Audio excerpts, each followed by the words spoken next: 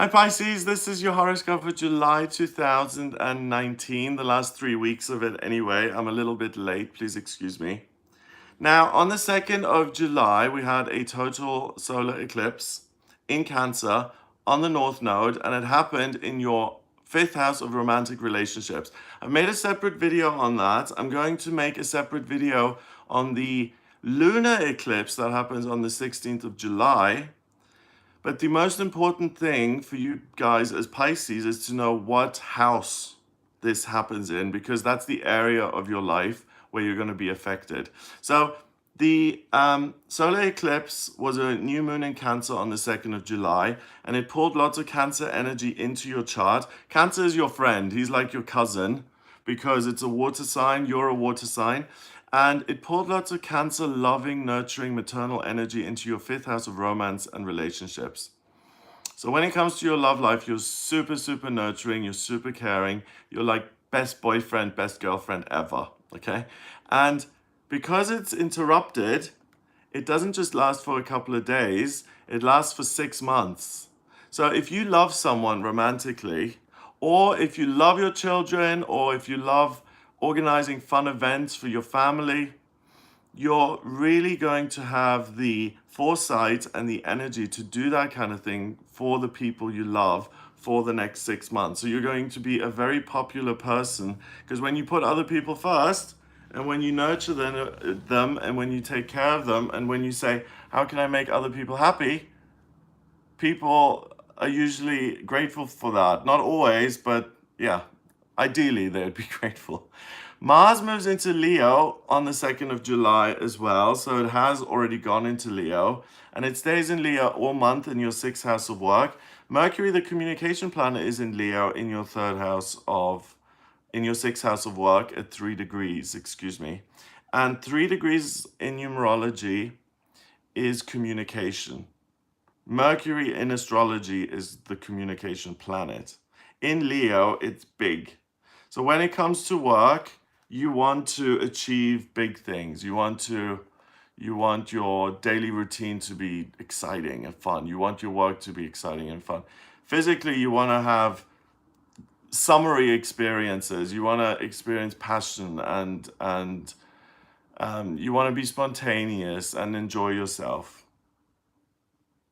So make sure you plan a couple of things that allow you to experience those kind of feelings. On the 4th of July, Venus moved into Cancer in your 5th house. So Aphrodite, goddess of love, is in your 5th house of romance, helping you to be even more of a wonderful lover, more romantic, more passionate. So you've probably put rose petals on the bed, and you've got a bottle of champagne next to the in an ice bucket, and you've got candles lit up. You're like the romantic expert this month, okay? So use that to your advantage. You know how to make other people happy. You know how to set the romantic mood and the tone. So yeah, make the most of that. On the 7th of July, Mercury, the communication planet, goes retrograde, and it goes retrograde until the end of the month, until the 31st of July. So when it comes to your daily routine, your work, and your connection with your body, the way you feel, there may be some miscommunication. So Mercury usually affects transportation and communication. It happens 3 to 4 times a year. So it doesn't in any way mean that you have to stop everything, because if we stopped everything every time Mercury went retrograde, we wouldn't get very much done at all, right? So it's in your 6th house of everyday routine and work and getting things done, and it's in Leo. So just make sure that you pay attention when you're doing something. So when you work, be at work. Don't sit there on Facebook and goof off. When you're managing your errands and stuff, make sure you pay attention, that you go to the store, that you don't forget the milk and then you have to drive all the way back and get it. You know, those kind of things. It's just silly little mistakes. Make sure also, if you have an exercise routine, make sure you stick to that and you don't become a little bit forgetful and just say, ugh. not doing it this week, and then it turns into a month, you know? So make sure that the routine things that are in your life continue to happen, but you have to pay a little bit more attention to them rather than things running smoothly as they usually do. Takes a little bit more effort. On the 16th, we have that second eclipse, and this is a partial lunar eclipse. So it's a full moon in Capricorn. The moon is totally round and lit up, and it releases its Capricorn energy, and it showers us with its energy, and is partially darkened by this eclipse. The full moon sits in your 11th house of the public, hopes and dreams, friendships, looking to the future. So that's really wonderful because this is about letting go of things that are not practical, and it's on the south node. So it's about letting go of things that you've been working at very hard and that haven't got you anywhere. So you stop, you suddenly become aware of how good you are in relationships. Romance, you're the master, okay? No one can touch you. You're romantic, you're loving, you're understanding, you're kind, you're physically just the best. You're just amazing. You just exude this nurturing, loving, beautiful energy. So because of that, on the flip side of it, you think, hey, I've been putting a lot of energy into this relationship with my dad-in-law and I get nothing back. I've been putting a lot of energy into this relationship with a friend of mine, and she always flakes out on me. Or I've been putting a lot of energy in terms of getting this cabaret act up on the stage. Maybe it's not as good as I thought. Yikes. So, because we've got Mercury in retrograde in Leo, which is also the public, at 1 degree, I'm going to say this in a way that's helpful. What you're able to do is you're able to look at your own output, your own things that you think are wonderful and that should be up on stage, your own talents, and to genuinely look at them and think whether they're as great as you think they are. You know, when you watch America's Got Talent or Britain's Got Talent, and you get these people auditioning and singing, and their families have lied to them for decades and said, you have a beautiful voice, you are the best singer ever. And then these poor people, they arrive there and they squawk out these songs like, I will always love you. And they sound like me. And the judges are like, no, you're not going to Hollywood. You suck.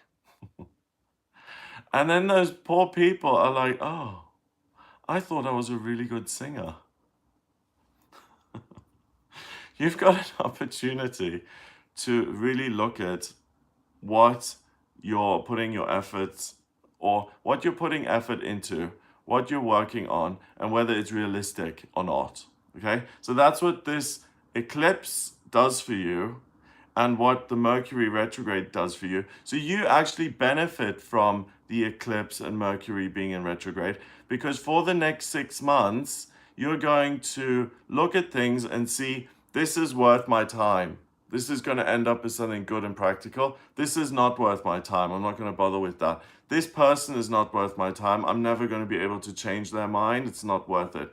This person, I don't need to make friends with them. They are fake. They're two-faced. They stab people in the back. I don't need to put effort into this friendship. You just understand things like that. You have a great understanding of other people's motivations, agendas, what makes them tick, and because of that, you're able to save yourself a lot of work, time, and effort.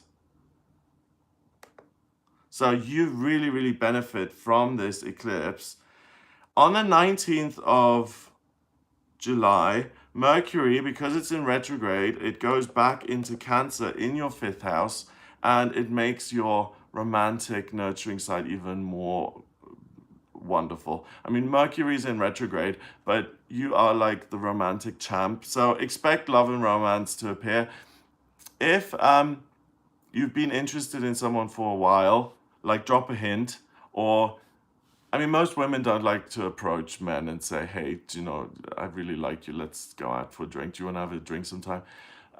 Usually it's down to the men to do that, culturally speaking. If you're a guy watching this, go and pick up your crush, go ask your crush out on a date. If you're a female, if you want to ask your crush out, go for it, do it. Or drop a hint, "Oh, I'm available this Friday. I wonder if anyone's going to ask me out and offer me a drink." So, you know how to do it. Just get the romance going. If there's going to be love, and if you and the person that you've got a crush on, if it's ever going to happen, it's going to happen this month. Okay? If you have a crush on someone and you've been eyeing them for a while and you make your move this month and nothing comes of it, then it's dead in the water. It's not going to happen. Because everything is geared towards you having a wonderful month in romantic relationships. And also, you have a great understanding of other people's feelings and agendas and insights and what makes them tick. If you're not interested in love and romance at all, then this is a great time to spend with your children and to have fun. And it's also a great time to be creative and to work on your book or your painting or your sculptures or your floristry or your jewelry design. Because that water energy has to go somewhere. So you've got all of this going on. Finally, at the end of the month, on the 28th of July, Venus, the planet of love and beauty and creativity, goes into Leo. It joins the Sun in Leo and Mars in Leo, all in your 6th house. So again, big things in terms of your daily routine, your working life. Just be careful not to appear overly grandiose now at the end of the month. When it comes to your work, don't go boasting around in your daily routine. If you've got a lovely house and you're just the most gorgeous, ripped man in the world, don't go rubbing that in other people's faces at the end of July here. From the 28th of July until the 31st, it might come across in a way that you don't mean. So people might take offense and may feel rejected or hurt. So you have the potential to hurt other people's feelings at the end of the month, 28th, 29th, 30th, 31st. So a gentle, easy does it, just kind of tap into other people's feelings rather than saying, oh my God, I'm just the end. I'm just so cool. Because you get a lot of positive feedback as the month goes. I mean, romance-wise, you're going to have a wonderful time. So by the end of the month, you probably will be like, hey, I'm pretty amazing. So try and keep that, under your hat. Don't go boasting about that because it's not attractive. Hey guys, I'm the best person in the universe. I'm the most amazing. People don't like that. Boasting too much. No. Okay, so it looks like a fabulous month for you. Make a move in terms of love and romance. It's your time. Have a wonderful July. If you'd like a personal reading with me, please get in touch via my website. It's gregoryscott.com. Click on the Readings tab to order your reading. If you have any questions about life purpose, vocational aptitudes, love, where to move, relationships with your husband or your children, or what's coming up in future in any of those areas, then get in touch for a personal reading. To draw up your natal chart, I need your time of birth, date of birth, and place of birth. If you don't have the time of birth, order a chart rectification with me. It's a process where I work out your time of birth, then I can draw up your chart and I can read it the way I'm reading this for you now, Pisces. So yeah, you can do all of that on the website, gregoryscott.com. Have a wonderful July. Mwah. Lots of kisses from me. And I'll speak to you next month. All the best.